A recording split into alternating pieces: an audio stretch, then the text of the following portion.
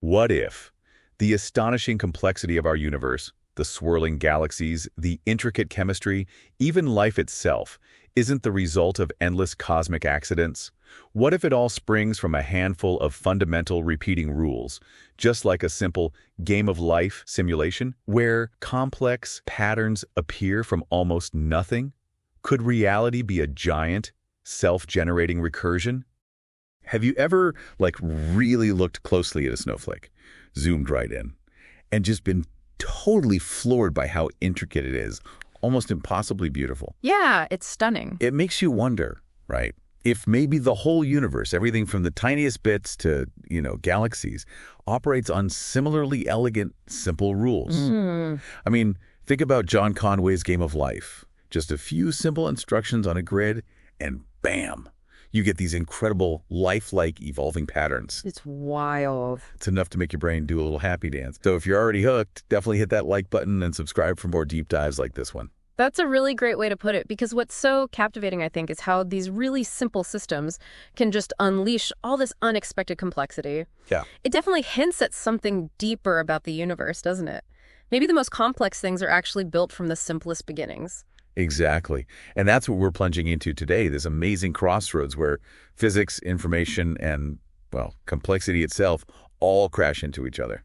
And it brings up this central puzzle, really. How do we square the apparent simplicity of the fundamental laws, the kind you could almost jot down on a napkin, Right. with the just overwhelming richness and variety we actually see out there? It's a question scientists have wrestled with for ages. Totally, because the core idea we're looking at is, is it possible that just a few elegant rules, some really basic principles, are behind everything? From the way subatomic particles do their quantum dance, to how galaxies swirl, and even that thing we call life or consciousness. It's a huge scope. And get this, we'll be looking at insights from some real visionaries, people who first grappled with this stuff, like John von Neumann. This guy was playing with the idea of self-replicating computer programs way back. Yeah, mid-20th century. Incredible foresight. And his abstract work.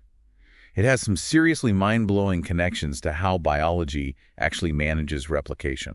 What's really revolutionary about von Neumann's early thinking here is that he saw self-reproduction not as, some mystical life thing. Right, not magic. But as a problem of logic, information transfer. He basically built the conceptual framework for how a system could contain the instructions to build itself. And we're even going to touch on some really big cosmic questions, like could our universe be the only possible one, logically speaking? What are the ultimate limits to what we can even know about reality?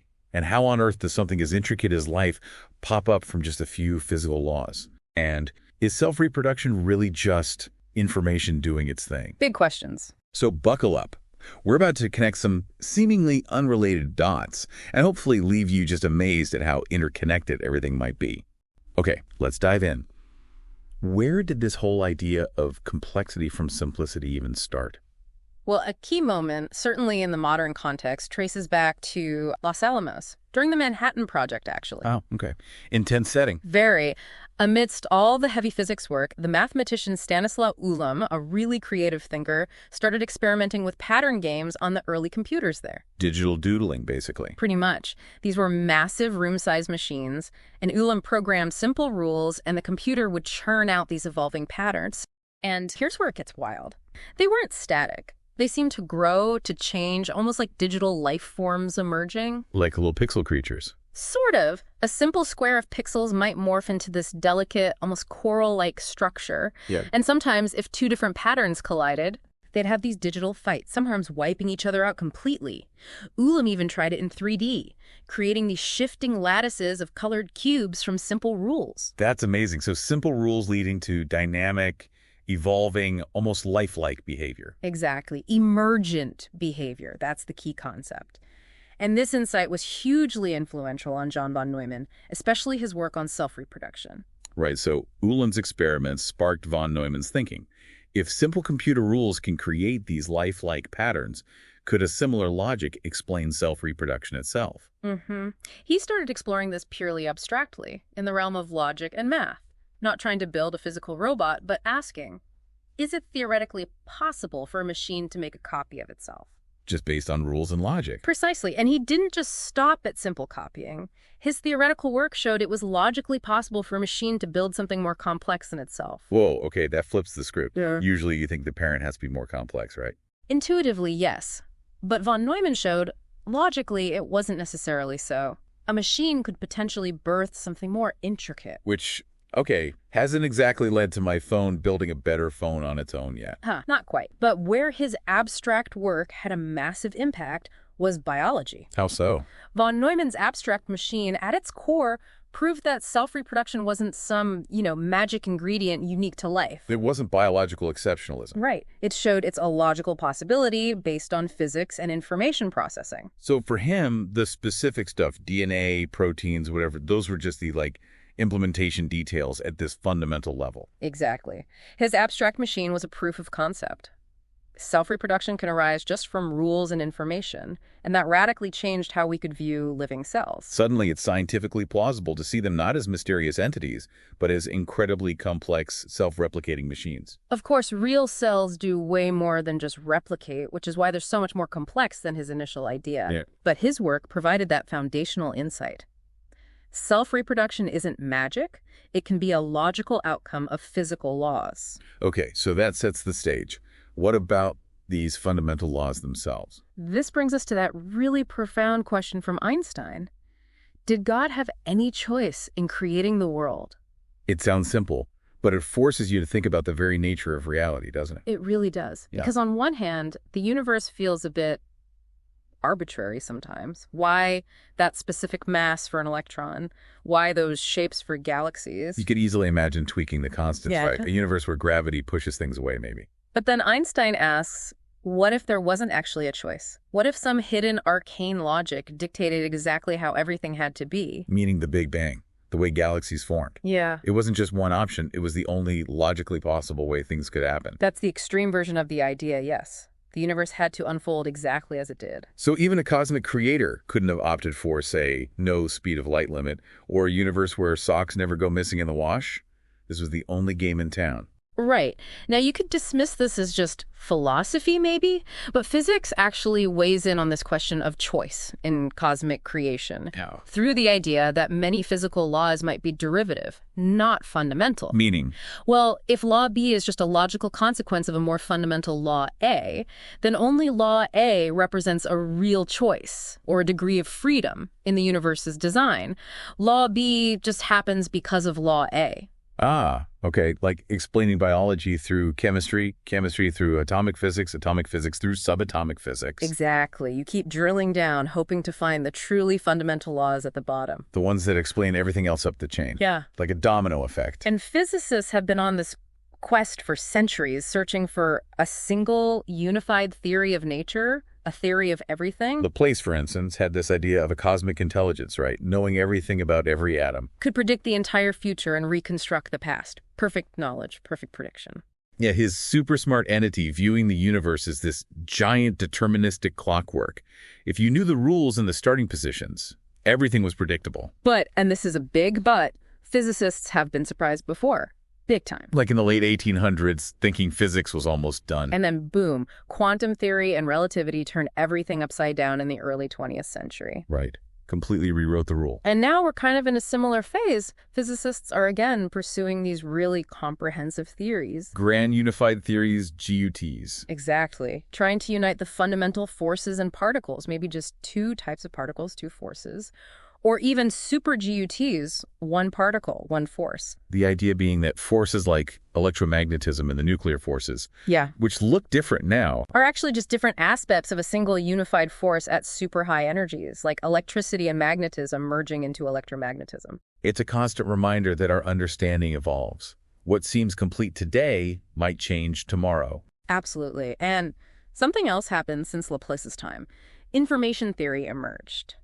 And that adds a whole new, really profound layer to this discussion about fundamental reality. Okay, so we won't get lost in the math of GUTs right now, but the key takeaway is the more unified the laws, the less choice there might have been in the universe's design. Potentially, yes. Fewer fundamental dials to turn. Okay, so simple laws might be the foundation, but what about our ability to actually know everything? The limits of knowledge? That sounds intriguing. Yeah, this connects right back to that image of the universe as a giant machine, the clockwork idea from Laplace, Leibniz, Descartes, Kant. The universe as a giant watch. You know how every gear works? Predict everything. That was the dream. Perfect knowledge, perfect prediction. But that idea started to crumble in the early 20th century. Quantum uncertainty. That was the big one. At the subatomic level, reality isn't deterministic like classical physics thought. There's inherent randomness. You can't perfectly predict what even one electron will do. So if you can't predict one electron, predicting the whole universe, forget it. Laplace's clockwork dream gets smashed. It definitely took a major hit. But here's a twist. Quantum uncertainty, as fundamental as it is, might not even be the most fundamental barrier to knowledge. Really? What could be more fundamental? Back in 1929, Leo Szilard, brilliant physicist, came up with an even deeper limitation, one that would apply even without quantum mechanics. It comes from the very act of observing anything. Just looking changes things. Or limits what you can know. In a way, yes. His work was a bit underappreciated for a while, but it was a precursor to information theory, developed later by Shannon and, yes, von Neumann again. And what does information theory say about this? It says Laplace's dream of perfect total knowledge isn't just hard, it's impossible. A mirage. Why? Because every observation, by its nature, obscures at least as much information as it reveals. There's no information profit. You can't gain knowledge without losing some elsewhere. Wow. So no matter how good our tools, we can never know absolutely everything. It's like trying to grab smoke. That's a good analogy. So we have this tension. Maybe simple laws govern everything. But we're fundamentally limited in knowing all the details. Exactly. Now let's dig into that paradox. Complexity from simplicity and our limits in understanding it. Okay. Because if GUTs are right, and the fundamental rules are super simple. It makes the sheer complexity we see even more baffling, doesn't it? How does a simple early universe, homogeneous, few particles, few forces generate all this? Galaxies, stars, life. Yeah, you've got structure everywhere, from tiny protons to galaxy clusters stretching across cosmic scales. It seems paradoxical. Even before GUTs, the richness of the universe felt like a puzzle.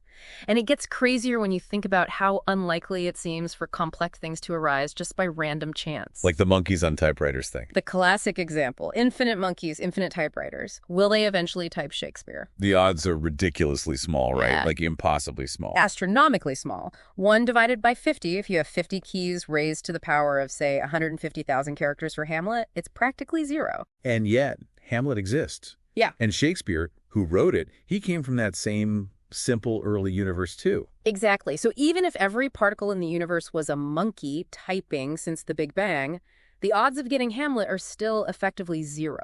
But Hamlet did arise. And not just Hamlet, look around. The universe is full of unbelievably complex things that seem way too structured to be pure chance. So if GUTs are the answer, then somehow Hamlet, Shakespeare, Earth, galaxy, all of it must be logical consequences of those simple laws. But how? How do you get from simple ingredients to this incredibly rich reality? That's the huge question. It's a real challenge for pure reductionism. It's not obvious at all. And we have to remember, we only have this one universe to study. There's so much we don't know. Okay, to get a better grip on how complexity might emerge from simple rules, let's zoom back into that manageable little world, Conway's game of life. Right. The game of life is just such a beautiful model for exploring this exact question. How does amazing complexity pop out of simple local rules? Remind us how it works. Simple grid. Simple grid of cells. Each cell is either alive or dead. Black or white, usually. And the rules are ridiculously simple. Almost laughably simple. Rule 1. A live cell with 2 or 3 live neighbors survives. Okay. Not too crowded, not too lonely. Rule 2. A dead cell with exactly 3 live neighbors becomes alive. Birth. The magic number 3. Rule 3.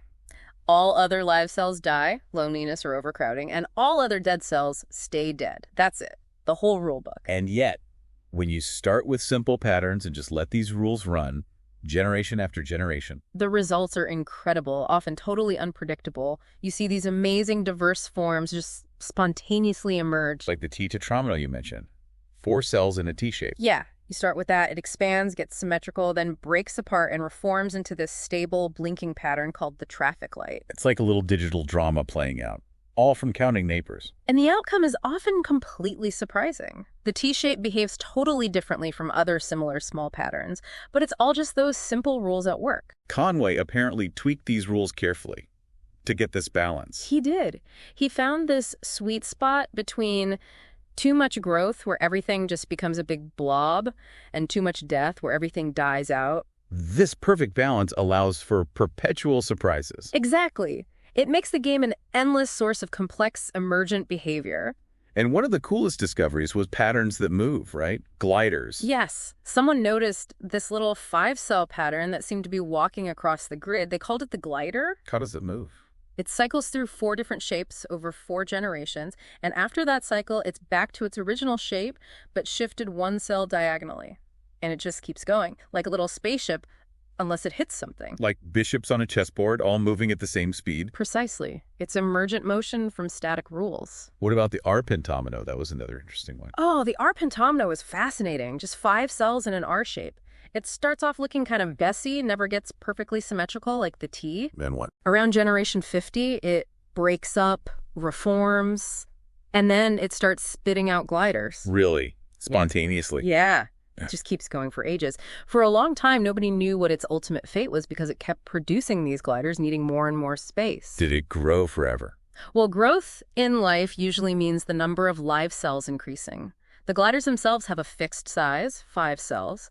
So to truly grow, it needed to keep making more than just gliders. And did it? Remarkably, no.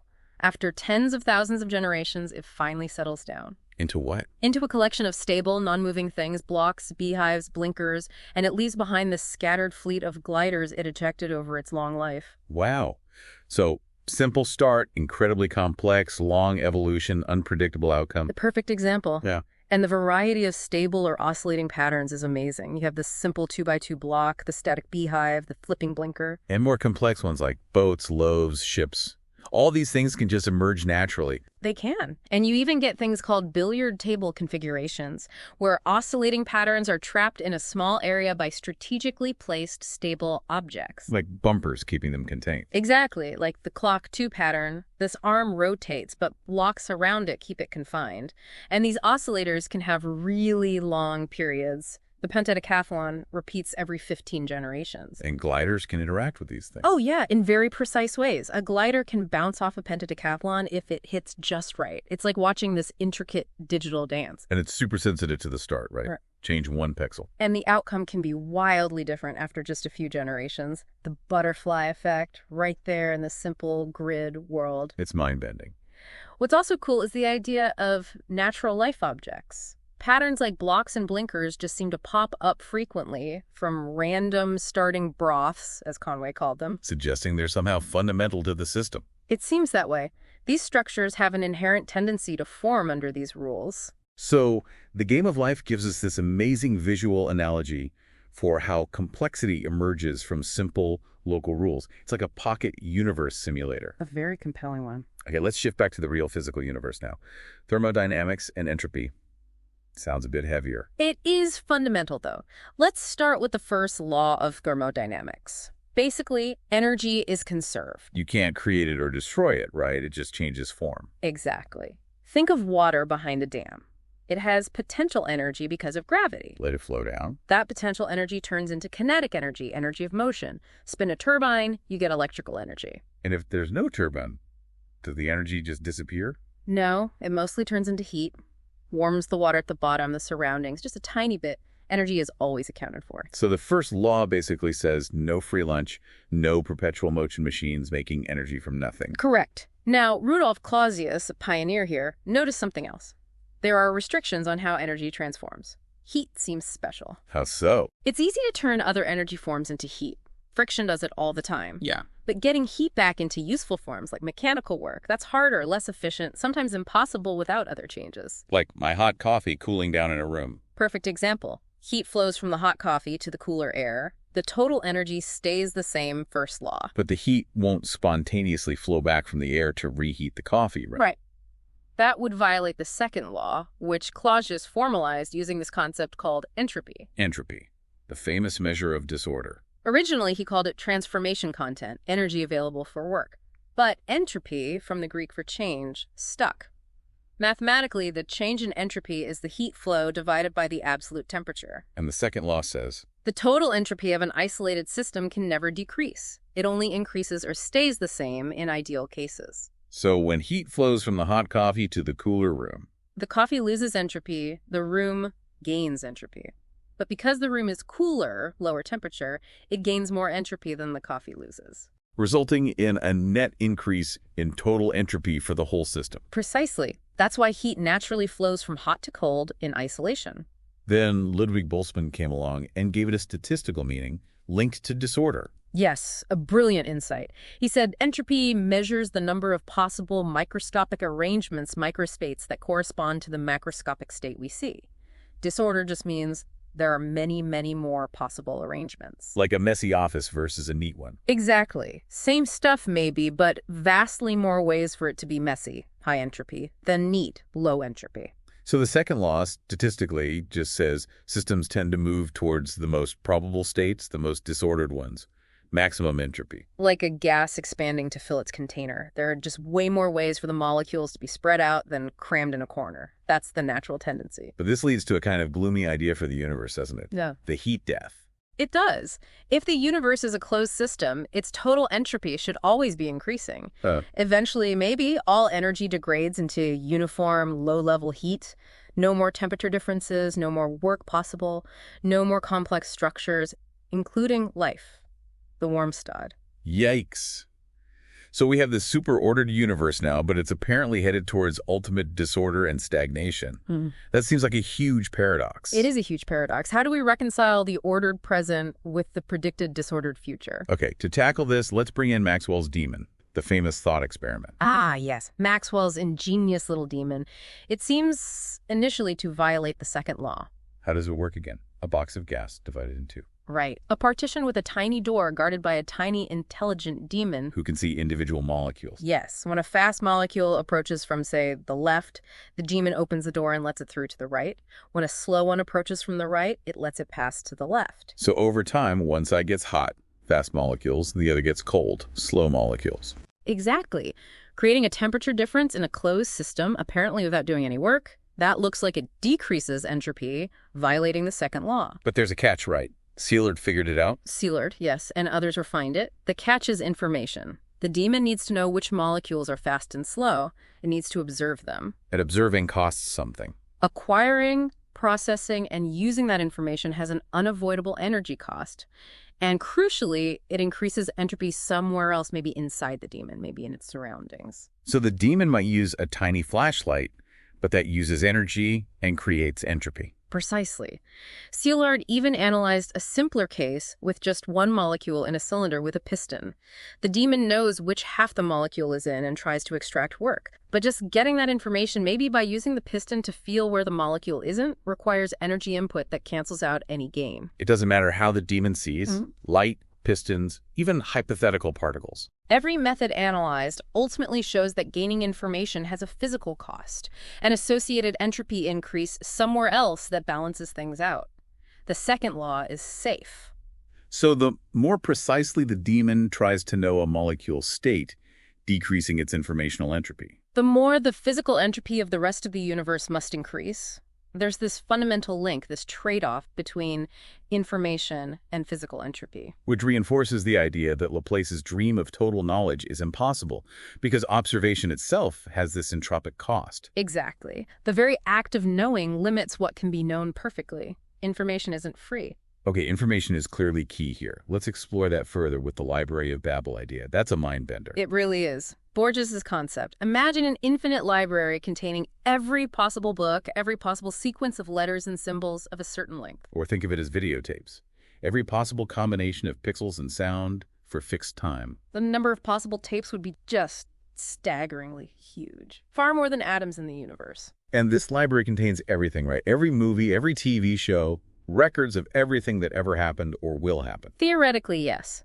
But the vast, overwhelming majority of those tapes would be pure gibberish, video snow, white noise, random static. Meaningless noise. Completely unstructured randomness. Buried within that infinite noise, you'd find abstract patterns, maybe like Game of Life stuff or alien TV shows. And then, incredibly rarely, The figurative tapes, the ones showing recognizable things, telling coherent stories. Exactly. But the good tapes, the meaningful ones, are an infinitesimally small fraction of the total, like finding one specific grain of sand on all the beaches of the universe. So just having all possibilities doesn't mean you have useful information easily accessible. Precisely. To find the meaningful stuff in that library would require a massive amount of pre-existing information, like a perfect catalog. And Shannon's information theory tells us that selecting information requires as much information as you're selecting. No information profit. You can't pull meaning out of randomness for free. Which brings us back to chance and Boltzmann's idea about our universe. Right. Boltzmann wondered if our ordered universe could be just an incredibly rare, random statistical fluctuation in a much larger state of maximum entropy, maximum disorder. Like monkeys typing Shakespeare, but on a cosmic scale, given infinite time and space. Maybe even the most improbable things happen eventually. That was his argument. He knew the odds were ridiculously small, but infinity makes even the near impossible possible, statistically speaking. But that idea has problems too, doesn't it? It does. If we're just a random fluctuation, why is the universe so big and so uniform? Wouldn't a much smaller, minimal fluctuation capable of supporting life be far more probable? It seems like overkill, which leads to the anthropic principle. Often, yes. The idea that the universe looks the way it does because if it were different, we wouldn't be here to observe it, which can feel a bit circular. Like saying the pothole fits the puddle perfectly. A bit like that. So, the library of Babel and Boltzmann's fluctuation idea highlight this deep tension between infinite possibilities, the need for information to find meaning, and the highly improbable order we actually observe. Okay, let's jump back to the game of life again. We talked about patterns, but what about unlimited growth? Could a pattern grow forever? That was a big question early on. Could a pattern exist that just keeps increasing its number of live cells indefinitely? Conway even offered prize money for finding one or proving it impossible. And did anyone find one? People found patterns that grew a lot, like the ARP Automata. But they all eventually stabilized or settled into bounded oscillations. True unlimited growth was elusive, until Bill Gosper's group at MIT found the glider gun. The glider gun, what does it do? It's this specific pattern made of two interacting shuttles, and every 30 generations, like clockwork, it emits a glider. Which then travels off across the grid. Exactly. Since it keeps producing these gliders forever, it represents a form of unlimited growth, at least in terms of its influence spreading outwards. That's brilliant. And these guns can be built from smaller patterns colliding. Yes. And once you can make glider streams, you can build even cooler things, like spaceship factories. Factories. Arrangements of glider guns whose glider streams collide in just the right way to produce moving spaceships patterns, like the lightweight or heavyweight spaceship that travel across the grid, like little digital assembly lines. That's incredible. What about puffer trains? Puffer trains are moving patterns that leave behind a trail of exhaust-stable objects like blocks or beehives, or even active patterns. They often use an engine, like the bee heptomino pattern, and might have escorting spaceships guiding them. Leaving a trail of digital smoke behind them. Kind of. It can look like animated clouds forming and changing, leaving stable structures in their wake.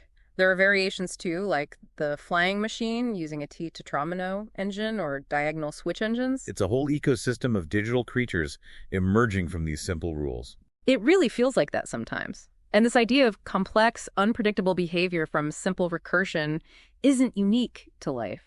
Think of Ulam's 3n+1 problem, the Collatz conjecture. Where you apply simple rules to numbers, but you can't predict if they'll eventually reach 1. Exactly. Simple rules, potentially chaotic and unpredictable long-term behavior. It mirrors life in that sense. So life in these math problems are like simulation games, mimicking how physics works. Future state depends on present state plus rules. In a way, yes. Physics itself tries to define reality through recursive rules laws, predicting the future from the present. Which leads back to that thought. Maybe some things are so complex, the only way to simulate them is to just let them happen. Even a hypothetical supercomputer simulating the universe would have to simulate itself, leading to paradox. It suggests potential fundamental limits to predictability, even beyond quantum uncertainty. Okay, this naturally leads to the central problem of self-reproduction itself. How do you avoid that infinite regress problem we touched on earlier, the blueprint needing a blueprint? Von Neumann's abstract analysis aimed to show self-reproduction was logically possible, no magic needed. His universal constructor idea was key. A machine that can build anything, given the blueprint. Yes. And he had that simple analogy with linked units shaking in a tray, spontaneously linking up to reproduce. Basic self-assembly. But the complex constructor, using its own blueprint to copy itself. That's the tricky part. That's the central problem. If the constructor builds a copy using its blueprint, what reproduced? The constructor plus the blueprint. The blueprint information wasn't necessarily copied in that first step. Leading to the infinite regress, needing a blueprint of the blueprint of the blueprint. Exactly. Like photocopying a page that includes the instructions for building the photocopier. The copy has the info, but not the instructions to build its own copier. Von Neumann wrestled with this, tried different ideas. He did. Things like having blueprint copies available as raw materials or blueprints that could copy themselves. But initially, none fully solved how the blueprint information gets reliably duplicated along with the machine. Okay, so how does the game of life, surprisingly, solve this? By being a universal computer and constructor. Astonishingly, yes. One of the biggest discoveries about life is that patterns can simulate logic gates AND or not using glider streams. Glider streams carrying information, like wires. Presence or absence of a glider is a 1 or 0. Exactly. You can make glider streams interact with each other, or stable objects, eaters that absorb gliders, for example, to perform logic. An AND gate emits a glider only if both inputs arrive. An OR gate if either arrives, even a NOT gate. And if you combine enough of these gates, You can, in principle, build a universal computer in life, a machine capable of any computation any other computer can do. but computers need memory too, right? They do. Marvin Minsky showed you need registers that can store numbers and do basic operations like increment, decrement, test for zero. And you can build those in life with the little 2x2 blocks. Amazingly, yes. By hitting a block with carefully timed gliders, you can effectively increment or decrement a value stored in its configuration. It's complex and slow, especially reading the value. You have to decrement it to 0 and count, but possible. So life can be a universal computer. Wow! But what about a universal constructor? Building any other pattern, including itself, that sounds way harder. It is much harder. The main issue is coordinating gliders from the computer part to arrive precisely at a remote location to build something. Once a glider leaves, the computer loses control, right? It just flies off. How do you get them all to meet up correctly way over there? It seemed impossible until the discovery of sidetracking, Sidetracking. a clever indirect way to influence gliders that are already far away. Using other precisely timed glider collisions to nudge or redirect glider streams, guiding them to the target construction site. Okay, that's ingenious. And that leads to a self-reproducing life pattern. The ultimate mind blower, yes. Picture this enormous, mostly empty life pattern. Inside, it has a computer, gates, memory registers, and a blueprint for itself, encoded as blocks. A program for self-construction. Right. A supervisory unit reads the blueprint and sends out flotillas of gliders to a distant spot. These gliders, guided maybe by sidetracking, assemble a perfect copy of the original pattern. And then This is the kicker. Once the copy is built, the original pattern sends out another swarm of gliders aimed at itself, destroying the original. So the original vanishes and a new copy appears somewhere else, Exactly. resulting in the original pattern effectively reproducing and moving itself across the life plane. This living life pattern, essentially an information processing system, is built from simple rules but is an object that must be incredibly huge and complex. Staggeringly so. Far too big to simulate on any current computer. We're talking trillions upon trillions of cells. And the odds of one forming randomly. Effectively 0, like 1 and 2 raised to the power of trillions. But the fact that it's theoretically possible in a large enough random field is just profound. It really is. So life demonstrates self-reproduction from simple rules plus complex information processing. Okay, let's bring it back to the whole universe again, to this theme of recursion. Recursion rules defined in terms of themselves is another powerful lens. Think about pi. Simple definition, circumference over diameter, but it generates an infinite, non-repeating string of digits. Infinite information from a simple rule. It just keeps unfolding. People have joked that if you look long enough, you'll find everything encoded in pi's digits. Every book, every event. Probably not literally, but it illustrates the idea. A compact rule generating endless complexity. And maybe the creation of the universe wasn't about setting up a detailed initial state, but about establishing the right recursive rules, the laws of physics. So instead of a creator designing every particle's position, Maybe the key was setting up fundamental laws that, when applied recursively over billions of years, automatically generate all the complexity we see from a relatively simple start. That aligns more with modern cosmology. the universe as a grand, recursive process, like the game of life, but on an unimaginable scale. Simple rules applied over and over, creating galaxies, stars, us. It gives you this incredible sense of awe, doesn't it?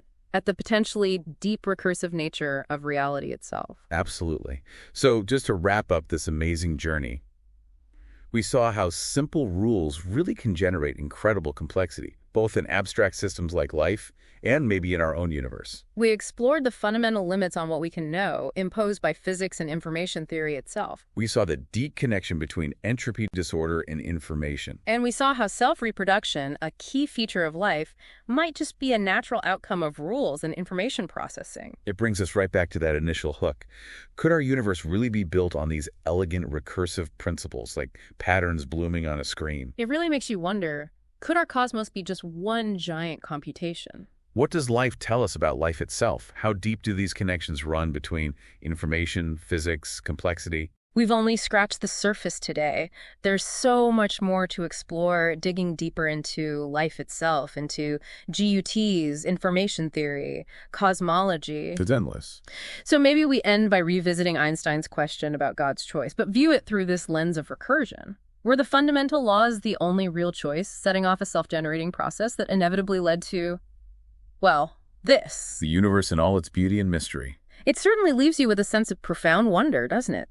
Thanks for watching, liking, and sharing. We'll see you on the next one.